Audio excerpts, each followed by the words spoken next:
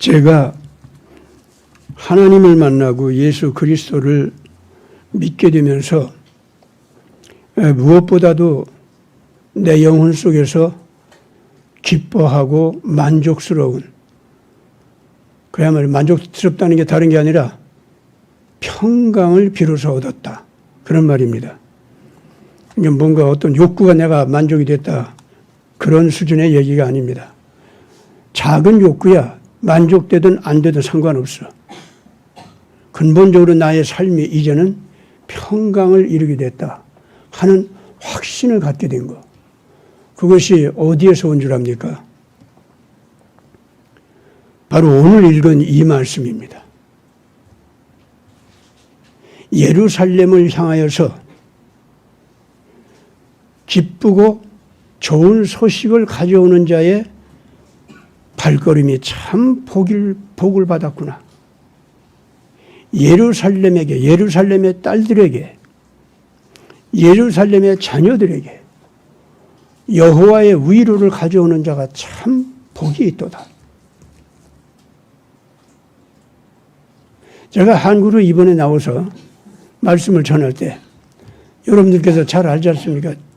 여러분들이 여기로 와서 지금 같이 이렇게 와서 저하고 같이 예배를 드리는 이유가 뭡니까? 아마 김시환 목사가 와가지고 이 나라 망한다 망한다 그 소리 했으면은 여기 안 왔을 거예요, 다들. 그렇죠? 우리나라는 산다, 반드시 이긴다, 여러분들이 이미 이긴 자리에 나와 있으니까 안심해라, 계속 그 얘기 했죠? 그 왜 그런 줄 압니까? 우선 원칙적으로 하나님 말씀의 법칙이 오늘 이사야서 52장에 나온 이 말씀 있잖아요. 이거를 내가 가슴속 깊이 이 원칙이 현재 우리나라에 해당된다 하는 것을 믿었기 때문이에요. 물론 이 말씀, 이 원칙만 믿고서 제가 여기까지 오지는 않죠. 이 원칙이 있는데 하나님 말씀 좀 해 주십시오. 이 원칙대로 보면 아무리 지금 대한민국 백성들이 좀 못났고 하나님한테 혼날 만한 일들을 좀 가지고 있어도 그래서 본질적으로는 우리나라가 이제는 좀 하나님 앞에 복받고 승리하는 자가 되고 명예롭게 된다고 하는 거, 이게 이루어질 때가 된 거 아닙니까? 이 말씀대로 돼야 될 거 아닙니까? 그런데 내 눈으로 봐도 내 백성이 잘하는 거 별로 없어. 교회는 더 못났어. 그러니 뭐 그걸 보면요 그냥 움츠러들어요. 생각해보니까 내가 한국에서 떠나가지고 미국에서 목회하고 그런 것도 왜 그랬냐? 한국에 비기 싫어서 나왔거든. 물론 나오기 싫어서 울기도 했고 나 차라리 여기서 죽겠습니다. 왜 나보고 자꾸 나가라고 합니까? 뭐 그러긴 했어도 그래도 내가 떠날 때는요 정말로 이 한국 지금은 안 된다 하는 것이 있었기 때문에 나왔던 게 사실이거든요. 그런데 다시 이제 한국으로 들어올 때 하나님 이 이사야서 52장 말씀의 원칙대로 보면은 한국이 뭐 하나님 앞에서의 잘못한 거 너무 많아가지고 혼날 일도 많고 채찍 맞을 일도 있지만은 그러나 좀 공정해야 될 거 아닙니까? 아니 왜 북한 같은 거한테 시달려야 됩니까? 한국이 도대체 북한한테 뭘 잘못했습니까?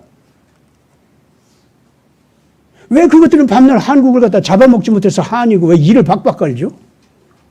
아니 중국 좀 보세요, 저것들.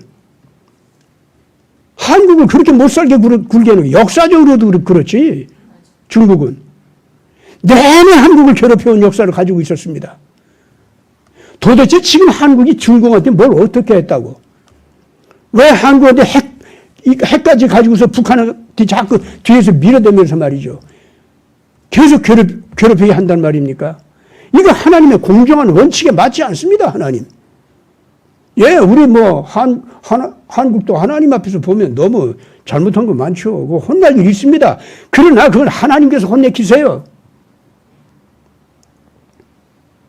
한국과 북한을 비교한다면, 한국과 중공을 비교한다면 분명히 한국이 착합니다, 주님.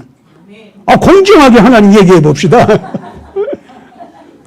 여기서 지금 제가 웃는 것 같이 얘기해도 저 정말 그렇게 기도했어요. 그러면서 하나님의 공의의 법이 있는데 예수님의 공의의 심판권을 휘두를 때가 됐는데 한국이 좀 잘못한 것은 하나님께서 채찍으로 때리면 되는 거고 중국은 그냥 의단 맞아도 망해도 쌉니다. 지금 현재. 북한 하는 짓은 저건 정말 없애버려야 됩니다. 그리고 북한 백성들 다 지금 망하라고 하는 겁니까? 평양에 있는 저 독재 정권들 저것들 없애라는 거죠. 뭐 그게 잘못했습니까 하나님?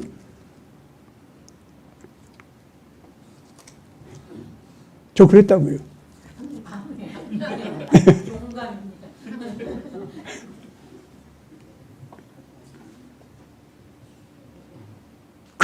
그랬더니 너 나한테 왜 이렇게 야단이냐? 정말 그러세요 하나님. 그래서 웃으셔요. 그렇지. 중공 저것도 참 못됐지. 맞아. 네가 내 의의를 배우더니 내 공의로운 법도를 갖다가 네가 열심히 배우더니 그래도 제법 나한테 네 머리를 디밀면서 공정하게 국제정치상으로 공정하게 하나님의 정의가 나타나게 해 주시옵소서. 네가 제법 이제 그렇게 기도하네. 됐네. 이러고 말씀하시더라고. 그럼 제 기도 맞았어요? 응, 맞아. 그럼 주님, 저 기도 들어주시는 겁니까? 대신에 조건이 있다. 예. 어떻게 할까요? 너 가. 예. 한국 가라 소리지. 그 이제 머리를 뒤통수 긁으면서, 아, 주님, 저 교회도 지금 이제 그만두고, 이제 책이나 쓰면서, 아니, 미국에서 좀 편하게 살려고 하는데, 또 어디를 가라고 합니까? 그럼 내가 간들 뭘 어떻게 합니까? 저 보세요. 세상 사람들 자랑할 만한 건 아무것도 가진 것이 없습니다. 홀홀 단신 내 나이가 들어가지고 이제 가서 뭘 한단 말입니까? 그러고 이제 나하고 알고 지냈던 사람들도 다 이제 사라지고 저 홀로 가야 되는데 내 제자가 있다고 하지만 그 제자들도 지금 현재 저하고 다 떨어져 있습니다, 주님. 더군다나 저는 능력이 너무나도 없습니다. 그래, 너 빈털털이 되고 아무것도 없는 그것이 내가 쓸만한 지혜가 되는 거다. 네가 좀 뭐 좀 가지고 있어봐라. 아이고, 그 잔재주 가지고 그 조금 돈 좀 가지고 그 권력 가지고 네가 잘난 듯이 또 뭐 이렇게 저렇게 할 거 아니냐? 그거 나 다 싫다. 네가 빈자리에 있을 때, 네가 텅 비었을 때, 네가 무능하다 스스로 인정할 때, 네가 겸허하게 내가 시키는 대로 할 수밖에 없는 그 자리에 설 때 네가 비로소 내 일을 할 수 있는 거 아니냐? 너는 교만하지 않느냐? 너는 뭘 소유했으면 그거 가지고 자랑할 자 아니냐? 모세도 봐라. 에집트에서 전 세계를 호령할 수 있는 권세를 가지고 있었고 왕권을 물려받을 수 있는 기회가 있었지만은 그거 다 털리고 하나도 없고 아무것도 없이 됐을 때 내가 데려다 썼다. 안 그랬냐? 너 모세보다 잘났냐? 예, 저야 뭐 모세보다도 못났고 더군다나 모세 같은 역할은 못하죠. 제가 잘 압니다. 그러니까 네가 가.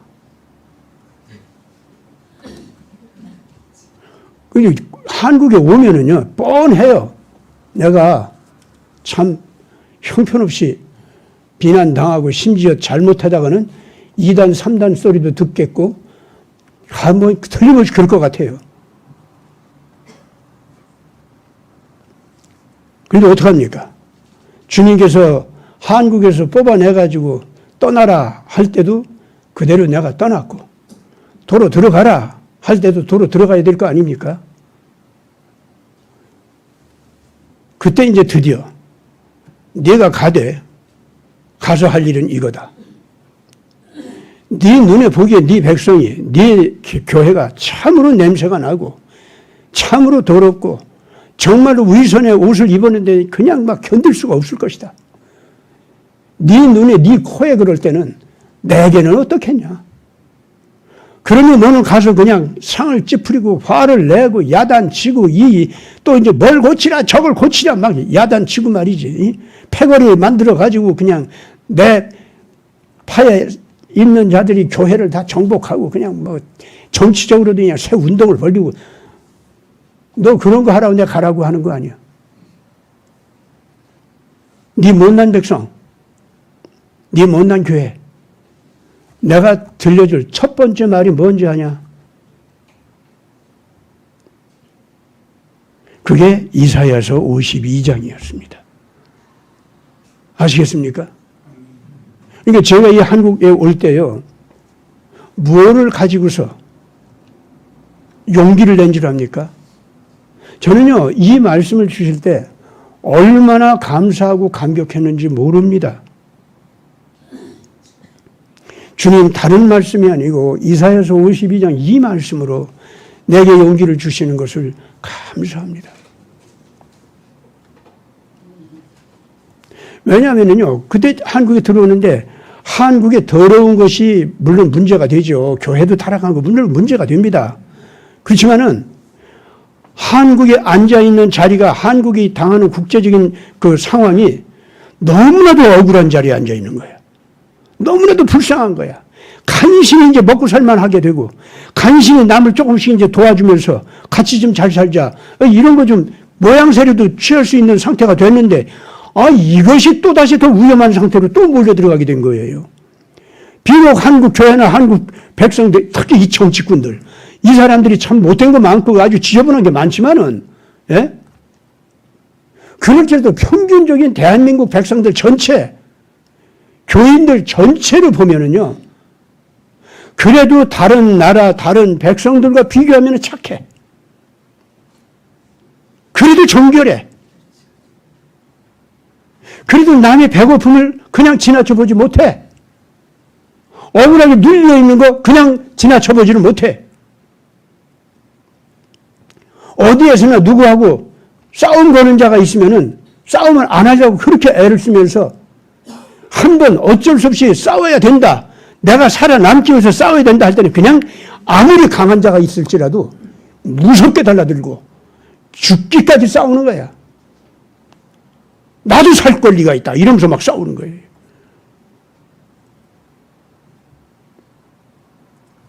오늘 그러니까 여러분들도 여기 같이 몰려와서 대한민국 국민들 참 못난 거 많고 못된 거 많고 특히 태극기 애국 국민들 못난 거 많죠? 예? 그러나 이뻐하세요. 아시겠습니까? 제가 왜 그렇게 날카로운 눈을 가지고 있고 무서운 그 기준을 가지고 있고 그런데도 무엇 때문에 희망을 선포할 수 있는 줄 압니까?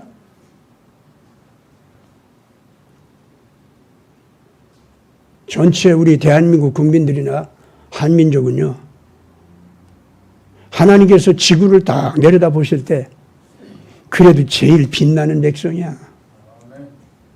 내가 이들을 통해서 일을 하리라 할만하다 그 말입니다. 그게 확증을 제가 대죠. 한국교회 아무리 타락했다고 하지만요, 한국교회에서 그래도 먹고 살만하고 예수 이제는 제대로 믿을만 하지 않습니까? 누구나 다 교회에서 집사, 장로 받고 권사가 되고 그러잖아요. 그리고 자기 집안 먹고 살만하면요, 다 선교 가게 다. 그것도 제일 못 사는 나라, 제일 거지같이 사는 나라, 형편없는 그런 나라들 가겠대요. 일주일도 좋고 열흘도 좋고 한 달도 좋고 6개월도 좋고 점점 이 날짜가 늘어 이 사람들. 그럼 이 사람들이요 가서 전해줄 거 예수 이름 전해줄 거 하고 그리고 자기가 가지고 있는 쌀이라든가 자기가 가지고 있는 조금 돈이라든가 자기가 가지고 있는 무슨 물품이 있잖아요. 아이고 거기는 뭐 물이 안 나와. 그러니까 어떻게 이 펌프질 할 수 있는 무슨 도구 같은 거 좀 가지고 가자. 그러다가 이제는 새마을운동 우리나라에서 이제 발전했기 때문에 농업진흥청이라든가 또는 이제 서울대 농대 같은 데 있잖아요. 또 전국적으로 깔려있는 이 새마을운동 조직적으로 하는 연구소. 그런 쪽으로 가보면은요, 그 가난한 나라들을 도와주는 방법이 전문적으로 연구가 되어 있거든. 그러면 이 평신도들이 모두가 다 그런 데 또 찾아가. 그래서 자기가 갈 그 가난한 나라 거기 가서 무슨 씨앗을 갖다가 준다든가 농사법을 가지고 간다든가 이래가지고 그런 걸 가지고 가서요. 그 불쌍한 나라에 가서 샘물을 파주고 샘 파는 법을 또 가르쳐주고 그 나라 땅에 맞는 씨앗을 갖다가 골라서 나눠주고 그걸로도 농사가 잘한다면 또다시 막 전문적인 지식인들 막 연결시키고 막 그래가지고 귀엽고 거기에서 그 농사를 잘 할 수 있도록 방법을 가르쳐주고 그러는 거예요. 이 사람들이 왜 그러냐? 분명히 예수 복음을 전하러 간 사람들이에요. 성경을 전하러 간 사람들이에요. 그 사람들 다 목표가 분명합니다. 예수 전하겠다는 거예요.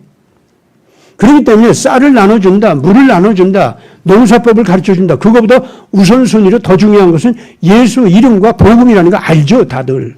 그걸 전하러 간 거예요, 진짜. 근데 가서 보니까 굶주려서 자기 애가 축 늘어져 있는데 그 사람한테 예수 이름 전해봤자 아무 소용이 없다는 걸 아는 거야. 먼저 그 어린애가 축 늘어져 있는 거 있잖아요. 그걸 보면은 그 입에다가 그냥 우유도 막 집어넣으면 애가 배탈 나서 죽어요. 굶었던 애들은. 그러니까 어떻게 하느냐. 그 입에다가 먼저 입에다가 물 좀 발라주고 우유 좀 발라주고 그리고 애 혀에다가 그 혀 끝에다가 우유. 처음에는요. 바짝 메말랐던 개들은요. 우유가 들어가잖아요. 그것도 딱 따갑고 괴로워요. 그럼 막 못 견뎌한다고. 다 죽어가는데 애들이 그렇다고. 그래가지고 그 아이들한테 그러는 한편 뭐 파리가 얼마나 달라들고 모기가 얼마나 달라듭니까? 그 파리 모기 다 뒤집어 쓰고 같이. 예? 그러니까 이 서양 사람들, 백인들이 와서 복음을 전할 때는 절대 그러지 않았습니다. 거지한테 뭐 던져주듯이 그랬어요. 동정심이 있죠. 없는 거 아닙니다. 또 예수 믿으라고 해요. 그러니까 그 사람들은요. 던져주듯이 그렇게 하는 거예요. 그리고 절대 무슨 뭐 근본적으로 땅을 갈게 한다든가 시감자를 뭐 어떻게 만든다든가 또는 이 샘을 어떻게 파가지고 물이 계속 나오게 한다든가 이런 거 없어요. 직접 돈 몇 푼 준다든가 조금 그러면서 이러고 아래를 내려다 보면서 끌끌끌끌 차고 예수 믿어 그러면 복 받아 이러고 지나가는 거예요. 그러니까 한국 사람들은요 팔이 다 뒤집어 쓰고 목이 다 뒤집어 쓰고 예? 그래 가면서 그 어린애를 살리기 위해서 애를 쓰고 그러면 예수 예자도 전해주지 못할 경우도 많아. 자기는 갈 시간은 됐고 그러면 거기서 울면서 기도하는 거예요. 주님 이 사람들 어떡합니까? 너 다시 와야겠다. 그러면 한국 갔다가 일 좀 보고서 또 그냥 이제는 뭐 자기 집에서 좀 편하게 살고 괜찮게 사는 거 그거 누릴 틈도 없는 거예요. 자꾸 그 생각이 나는 걸 어떻게. 그거 안 가면 양심의 가책이 들고 하나님께서 자꾸 예수님께서 섭섭하게 여기는 것 같고 그 애기들이 왜 안 와요? 왜 안 와요? 그러는 것 같고 그래가지고 한국 사람들은 가는 거예요. 그 알고 보니까 자기 할아버지, 자기 어머니 있지? 이 사람들이 6.25 전쟁 때 일제시대 다 그렇게 살았던 거예요. 그 얘기를 해서 알아. 그래가지고 어린 시절에 그 할머니 무릎에서 아버지 품속에서 그 얘기를 들을 때 울면서 들었어. 자기는 굶은 적은 없지만은 그 어머니 아버지 그 얘기를 들을 때 그 어머니 아버지의 고통과 괴로움이 그리고 가난 속에서의 부끄러움이 그 억울한 한서린 아픔이 두려움이 이게 이 사람들 선교하려고 하는 그 마인드 속에 벌써 자기 자신의 고통으로 와 있는 거예요. 그렇기 때문에 아프리카에 간다고 하더라도 그런 식으로 가서 전해주지 않고서는 못 견디는 거예요. 그래서 예수 예자도 제대로 전해주지 못하고 가서 애들 밥이나 먹여주고 뭐 어쩌고 이렇게 하고서 왔지만은 그 아프리카 사람들은요. 한국 사람들이 그냥 와서 동정해 준 게 아니라 자기의 눈물과 죽음의 두려움과 부끄러운 고통 있죠. 이것을 형제처럼 같이 나누어 가진 사람으로 느끼는 거예요. 그래서 그리워지는 거예요. 그리워지는 거예요. 근데 그 다음에 또 다른 사람이 오고 얼마 있다 그 사람이 돌아오고. 이런 거 이렇게 경험을 할 때 이 사람들 가슴 속에서 한국은 우리를 구해줄 나라다. 한국 사람들은 우리 형제다. 저분들과는 뭔가 우리를 나누어 가지면서 같이 손잡고 해 나가야 할 사람들이다. 이게 박혀버리는 거예요. 아프리카 이번에 48개국인가 46개국인가 정상들이 모여서 회의를 했죠. 우리나라에서 했죠. 아주 성공적인 회담이었습니다. 그거 왜 그런 줄 압니까? 설마 윤석열 대통령이 내가 잘생기고 내가 정치를 잘해서 그 사람들 와서 이런 주책 없는 생각 안 하겠지? 그거 할지는 몰라요. 진짜. 모르는 것 같아요. 진짜.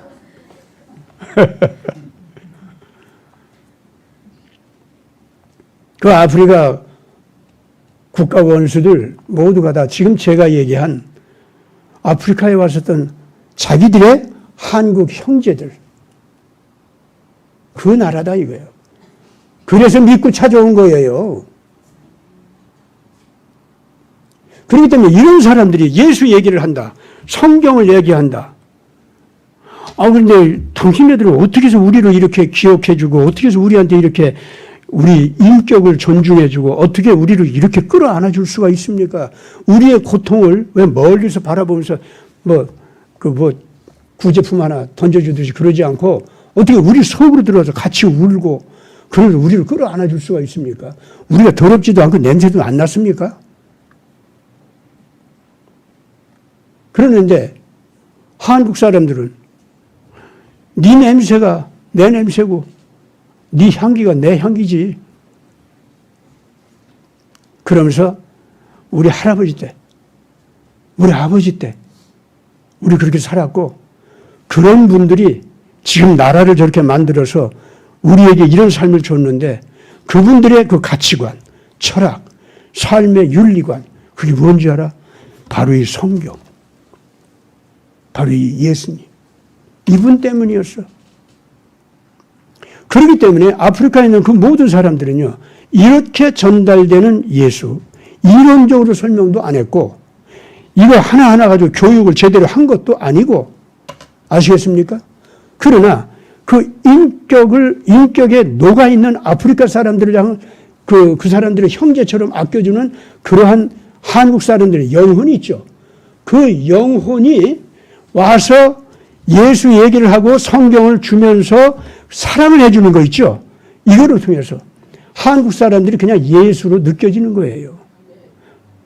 복음은 그렇게 전달돼야 된다 그 말입니다. 그렇기 때문에 이게 지금 어떤 것이냐면 다음과 같은 겁니다. 아프리카를 향해서 좋은 소식을 전하는 자요, 희망이 왔다고 전하는 자요, 아프리카가 살아나리라고 하면서 그 사랑하는 마음을 가지고 희생까지 같이 당하면서 아프리카를 갖다가 새롭게 살 수 있도록 하기 위해서 애쓰는 자여 내 발걸음이 복이 있도다. 성경 말씀이 바로 그거 아니냐 이거야. 그래 안 그래요?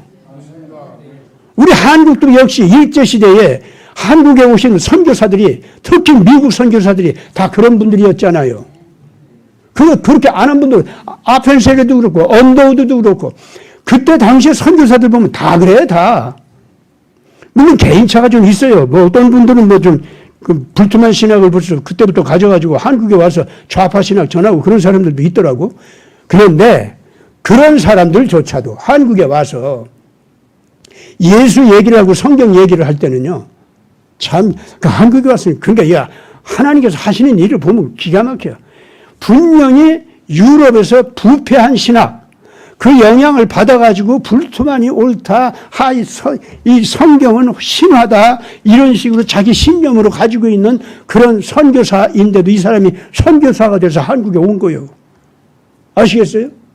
그래가지고 한국 사람과 만나게 되잖아요. 그러면 이게 신화라 소리가 쏙 들어가 버려요.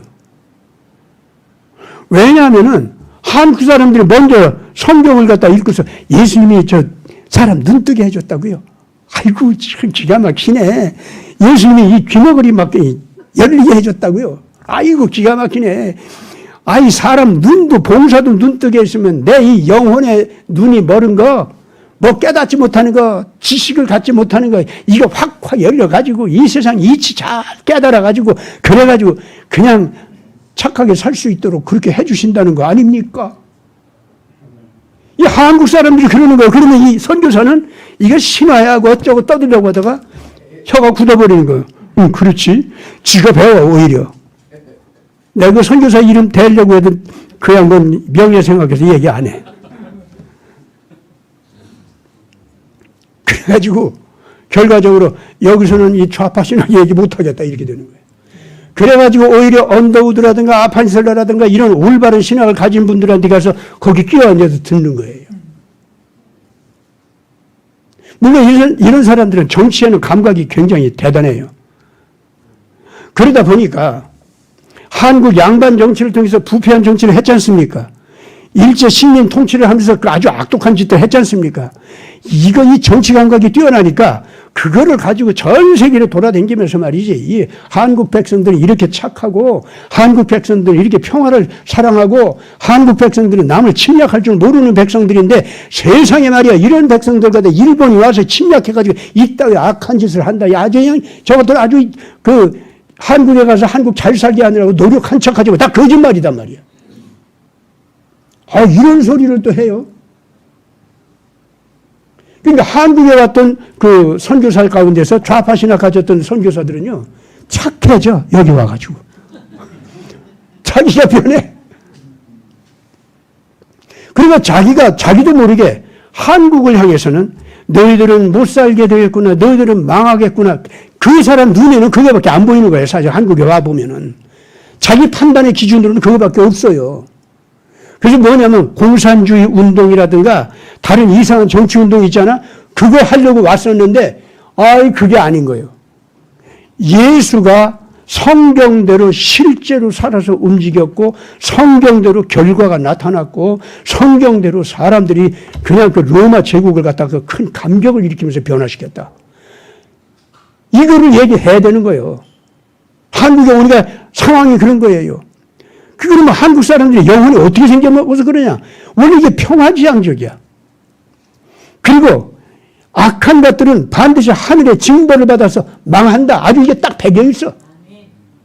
그리고 선한 사람은 아무리 억울한 일을 당해도 결국은 흥하고 결국 그 사람들은 죽은 것 같아가도 다시 되살아나고 그래서 세상을 바로잡게 잡아나가는 그런 훌륭한 일을 해낸다. 이런 신념이 있는 거예요. 홍익인간이라는 게 뭐 딴 게 아니라 바로 그거더라고. 예?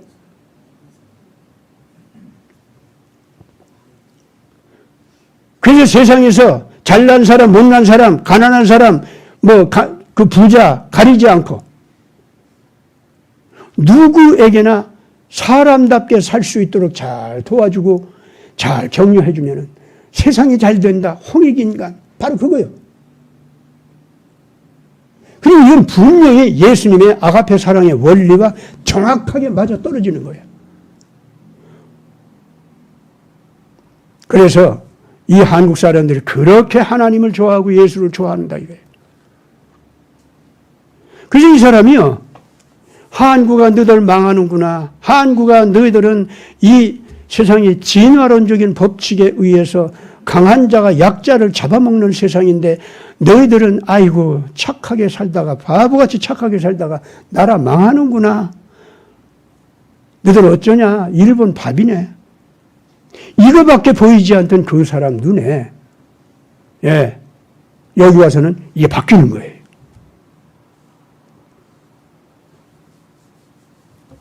여러분 한국에 와서 그러기 때문에 일제시대에 너희는 살아난다. 너희들은 이긴다. 너희들은 하나님의 보호 아래서 착하게 살면서 큰 열매를 거두게 된다라고 전했던 그 메시지.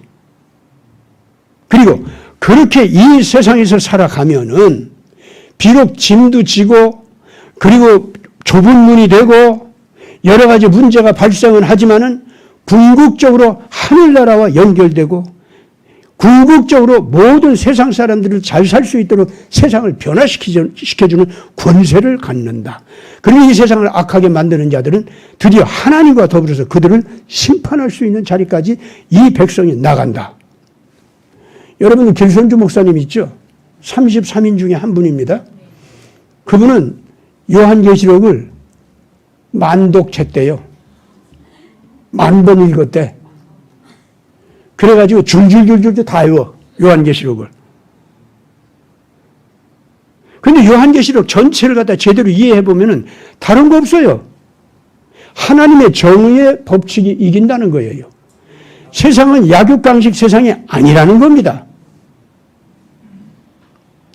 하나님은 살아계셔서 오늘 지상에 아무리 악한 자들이 제 멋대로 하는 것 같아도 그것들을 결국은 다 하나님의 징계 받게 만들고 반드시 심판의 대상이 되고, 그리고 억울한 희생을 당한 사람이나 백성은 반드시 부활하고 이기게 되고 심판하는 자리에 나가게 된다는 거예요.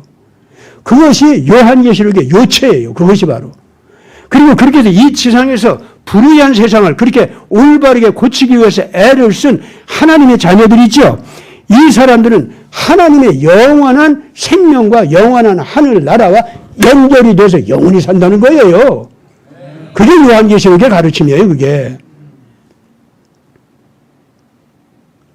그리고 이런 이치를 믿을 수 있고 소망할 수 있고 그쪽으로 가기로 결단할 수 있는 그 힘이 생기려고 하면은 하나님의 진리의 영이 오셔야 되는데 그냥 사람 눈을 떠가지고는 안 돼. 지식 가지고도 안 되고. 그건 특별한 하나님의 영적 힘이 와야 그거를 바라고 믿으며 결단할 수 있다 이거예요. 근데 그걸 바라고 믿으며 결단할 수 있으려고 하면은 즉 진리의 영이 오셔서 나를 변화시킬 수 있도록, 나라를 변화시킬 수 있도록 하게 하려면은 반드시 어떤 은혜를 받아야 되느냐. 예수님이 내 죄를 대신해서 십자가에 피를 흘려주셔가지고 내 이기적인 마음을 완전히 다 끄집어내버렸다 이거예요. 나 중심으로 살면서 모든 것을 이용하려고 하는 거 있죠. 이 못된 자세를 내 속에서 그냥 썩은 암덩어리를 끄집어내듯이 그냥 그 피가 와서 그냥 그걸 싹 끄집어냈다 이거예요. 에? 그래가지고 오로지 하나님의 정의만 옳은 것으로 여기고 그렇게 살기로 작정할 수 있도록 내가 새 마음을 갖게 한다는 거예요. 뭐가? 예수님의 보혈의 피가 그렇게 만든다는 거예요. 그렇기 때문에 성경을 제대로 이해하려면, 받아들이려면 예수님의 십자가상에서의 고난이 있잖아요. 그거를 갖다가 발을 동동 구르면서 올바른 분인데 왜 저렇게 당하고 말았냐. 아유, 참, 이거 뭐, 이 세상 뭐 이래. 이렇게 예수님 피를 바라보면 그거 벌써 패배한 사람이야. 예수님이 하시는 말씀을 잘 들어야 돼. 내가 왜 이렇게 피를 흘리는지 아냐? 네 죄를 대신해서 네 죄값을 내가 받느라고 내가 너 대신 피를 흘려주는 거다. 라는 말씀에 귀를 기울여야 된다. 그 말입니다. 그러면 당연히 그럴 거 아니에요. 내가 무슨 죄가 있어요? 당신이 누군데 내 죄를 대신해서 당신이 죽어줘? 그래요, 안 그래요? 아니, 살인범이면 얘기가 조금 돼. 그렇죠? 도둑질하고 댕긴다. 성적으로 물러내서 제 멋대로, 아니면 뭐 그냥 그 노름이나 하면서 제 인생을 썩어버리게 하는 그런 사람이라면, 죄인이다. 얘기가 될 수도 있어. 나 성실하게 착하게 사는 사람인데. 그래서 죽어도 사람을 한번 태어나면 다 죽는 거 아니야? 그렇잖아요? 그렇게 죽음이 온 건데, 그게 뭐 어때서? 왜 나보고 죄인이래? 이제 이렇게 된다고요. 아시겠어요? 그런데 예수님이 그 다음에 하시는 말씀이, 야, 하나님께서 너를 창조하실 때 원래 너를 영원히 살게 창조하신 거예요. 하나님의 생명은 그런 생명이야. 너는 하나님의 자녀로 창조됐어. 그런데 그렇게 하나님 앞에서 영원히 살 수 있으려면은 네가 하나님 아버지를 알아봐야 될 거 아니냐? 네 마음이 자기 중심으로 가고 이기적으로 가고 남 이용하려고 하고 언제나 네가 마치 하나님 앞에 맞상대해가지고 하나님 나하고 거래합시다. 이따구 자세니 그 하나님하고 하나님의 사랑을 네가 어떻게 알아볼 수 있어? 그런 눈 가지고서 어떻게 네가 예수님의 십자가상의 피를 갖다 이해할 수 있어? 너 중심으로 이기적으로 사는 그것이 바로 너에게 죽음이고 그 영적 죽음이 네 몸으로 나타나는 것이 육체의 죽음이야. 너는 원래부터 그렇게 죽게 되어 있는 게 아니란 말이야. 그러니까 네가 지금 아직도 자기 중심으로 사는 걸 당연한 걸로 알고 그래서 죽는 것도 당연한 거고 있다고 못난 생각하는 거. 이런 어리석음에 잡혀 있으니까 너는 저주 가운데 묶여 있는 거야, 그게. 네가 벼슬아치가 아무리 높아지고 부자가 아무리 되고 뭐 지식이 얼마나 많아서 명예가 어떻게 삐까뻔쩍하고 다 소용없어. 너 중심으로 살아봐. 마지막은 죽음이야. 하나님의 아가페 사랑은 그것이 아니야. 이것이 예수님과 우리 인간의 만남의 접촉점이에요. 그것이 바로. 거기에서 아이고 나 예수 당신같이 못 살아가겠어. 나 그렇게는 못 살아. 어떻게 나를 그냥 다 던져버리고 그냥 희생하면서 살아. 그 예수님이 뭐냐면 야 이렇게 살려고 한번 결심해봐. 내가 너 이렇게 사랑하니까 너 내가 이 사랑 주니까 너 좋아하잖아. 예수는 좋아요. 뭐 나 위해서 다 주는데 내가 왜 싫어하겠어요. 나 손해 안 보는데. 근데 나보고 이렇게 사랑하면 나 그거 못해요. 나 그거는. 그래서 네가 영생이라는 것에 눈이 안 떠지는 거예요. 죽음이라는 것이 자연스럽다고 여기는 거예요. 죽음을 따라서 쫓아오는 그 모든 저주들, 고통들, 그건 자연스러운 인생의 어쩔 수 없는 굴레야. 네가 그렇게 여기는 것도 전부가 바로 너 중심으로 사는 이 철학을, 이 신앙을, 이 못된 자세를 못 버리고 있기 때문에 그래. 그걸 잘못이라고 인정하고, 나하고 지금 현재 눈을 마주쳐서 내가 너 주는 사랑 너 좋아하잖아? 그래서 너도 그러면 다른 건 몰라도 그래. 예수만은 내가 그렇게 사랑하겠습니다. 한번 해봐. 신앙이라는 게 그런 거예요. 아시겠습니까? 그러면 이제 드디어 거기서 모든 사람들 가운데서 예수님 사랑 없으면 나 못 살겠네. 너무 좋아요. 그러니까 그럼 예수님 사랑하는 거 내가 하겠습니다. 딴 사람까지 이렇게 사랑하는 게 나 못해요. 그거는. 근데 예수님 사랑은 내가 좀 예수님 없으면 나 못 살 것 같아요. 예. 그렇게 된단 말이에요. 그러면 예수님은 그 수준에서도 좋다고 하시는 거예요. 됐네. 날 사랑해.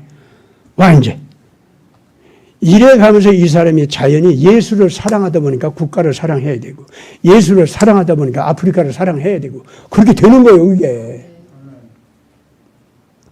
그래서 오늘요.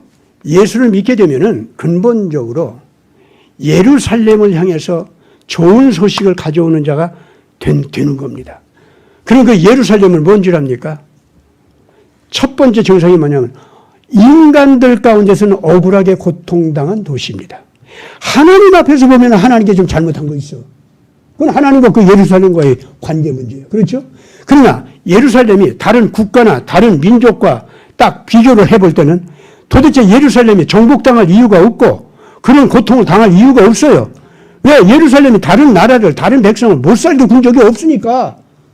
생각하는 것마다 다른 나라, 다른 백성들 복을 나눠주려고 애를 썼던 도시니까. 그런데 그 예루살렘을 갖다 억울하게 하는 국가, 괴롭게 하는 그 민족, 폭력으로 그냥 학살하려고 하는 자들, 이 밑에서 예루살렘에 고난을 당해. 부끄러운 자리에 떨어져 있어. 이걸 바라보고 이럴 수가 없다. 하나님이 살아계시고 하나님의 정의가 살아있는데 어찌 예루살렘이 이런 일을 이걸로 끝날 수가 있냐. 예루살렘이 설령 하나님 앞에서 좀 하나님 앞에 혼날 것이 있다 할지라도 그건 하나님과 그 예루살렘 사이에서 이제 결정할 문제고 다른 인간들 다른 나라와 관계 맺을 때는 예루살렘은 일어서야 된다. 예루살렘은 정의롭게 그 권위를 드러내야 된다. 예루살렘은 그 명예로 회복해야 된다.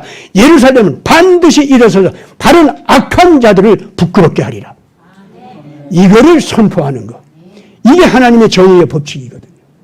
자, 그러면은 중공과 한국을 비교할 때 한국은 억울한 자리에 있습니까? 안 있습니까? 그렇죠? 북한과 한국을 비교할 때 한국은 억울한 자리에 있습니까? 안 있습니까? 그러면 저네들이 핵을 가지고 공연히 한국을 괴롭히는데 여기에서 뭐라고 해야 되죠? 어떻게 핵을 가지고서 아무런 근거가 없이 이유도 없이 한국을 괴롭히냐? 더군다나 한국은 어디를 가든지 가난한 나라들, 못 사는 나라들 잘 살게 해주느라고 같이 눈물을 흘리면서 애를 써주는데 그러면서 점점 자라난 나라인데 착하게 자라난 나라인데 어떻게 남의 걸 훔치고 남의 걸 빼앗고 남의 걸 협박하고 이러는 자들이 핵을 가지고서 한국을 잡겠다고 내 걸로 만들겠다고 그따위 짓을 하고 있냐? 너희들은 망한다. 그걸 회개하지 않으면 너희들 망해. 그러나 한국은 흥한다. 요 소리를 할 줄 알아야 된다 그 말입니다.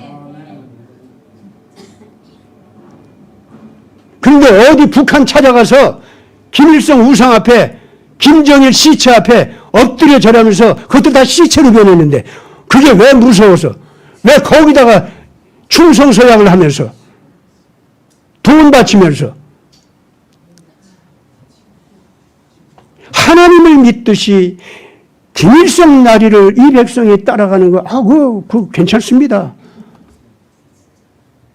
우리가 예수님을 메시아로 받들듯이 저 김정일 나리를 갖다가 메시아처럼 받들이는 그 신앙 상태, 그거 괜찮습니다. 말이 돼요? 안 됩니다. 그렇기 때문에 예루살렘을 복을 받게 해서 자라난 그 목사들이 마음이 변해서 그런 짓을 하는 자들은 하나님을 모욕하고 예수 그리스도를 모독하는 짓을 하는 겁니다. 그건 큰일 납니다. 지금이라도 늦지 않았어요.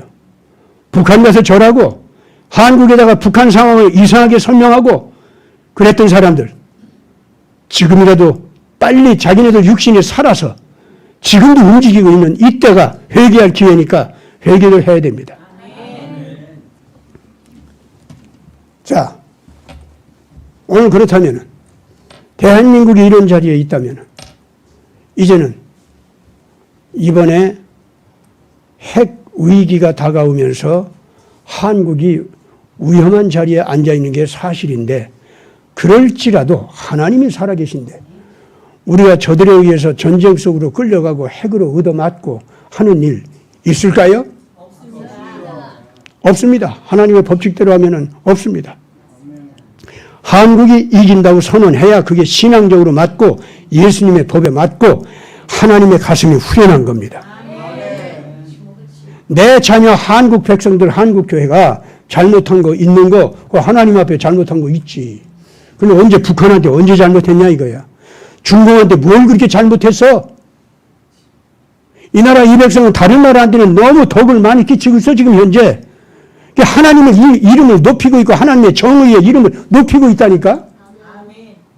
그런 나라 백성을 어찌 감히 이 악을 행하는 자들이 이 백성을 갖다가 망하게 하겠다고 전쟁 일으키겠다고 어찌 감히 이럴 수가 있느냐 이거예요.